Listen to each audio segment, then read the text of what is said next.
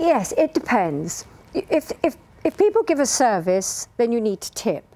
And at one time, that was everybody tipped at Christmas, your postman, the dustman, etc. Nowadays, it's quite difficult, because I don't know about you, but every time I open my door to get the post, there's a different postman. So it's quite difficult, but I feel if people have given you a service, then you need to tip them. And you tip whatever you can afford. And I was quite surprised the other day, because I was in a taxi. I didn't have enough money, really, to give him a proper tip. But I gave him, I think it was between 80p and £1, so he got 20p, which is not particularly generous. He was charming, he smiled, thank you so much, and I felt so guilty. So yes, you tip for a service. Did you say you gave him a 20p tip? Yes, because it's all I had, I didn't have any more change, so it was terrible. Because there's almost a point where a very small tip almost looks like worse than not giving one at all. They throw it back at you, but he didn't, he was very charming.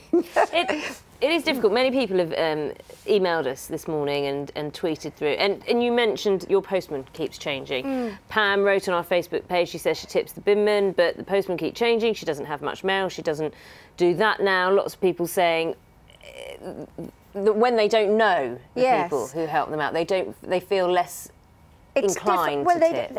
Obviously, because you don't know. At one time you had a personal relationship. You had a milkman, you knew your postman and the binmen. The binmen I do tip because I have an awful lot of rubbish sometimes, and I feel they do a jolly... And they are constant. They're usually the same people, and I feel they deserve it. They certainly deserve it from me. And is cash king? I mean, do you offer anyone, I don't know, a bottle of wine or anything instead? No, I do sometimes. I used to, in fact, my electrician, who's sadly no longer, and my plumber, because they looked after me and nurtured me for years and years and years, and I'm pretty hopeless with that kind of thing. So they used to get a bottle of whiskey or a bottle of wine, yes, definitely. It's interesting, isn't it? Because some of the people getting in touch with us this morning as well are saying that the notion that it's tough at the moment, it's tough for everyone. Yeah. And, you know, a little bit of money here, a little bit of money there, it's getting harder and harder, and so they it's think, the jester, you see. To a degree as well, people are thinking services seem to be costing more generally, so they think they've kind of already, it's almost incorporated already in what they're paying out. I agree with you, but at the same time, they're having to pay out more. It's all relative. So I think you give what you feel you can afford, and you give it with a very large smile. And you know, I'm certain they'd be grateful. People are grateful. Some people don't like feeling obliged to tip. Carl has written that he sees tip boxes sprouting up everywhere, from chip shops to takeaways to the local shop.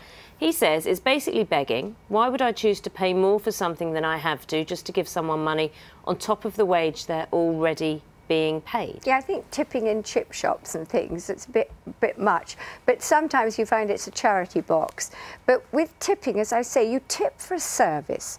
If you feel you haven't been given a service, then don't tip.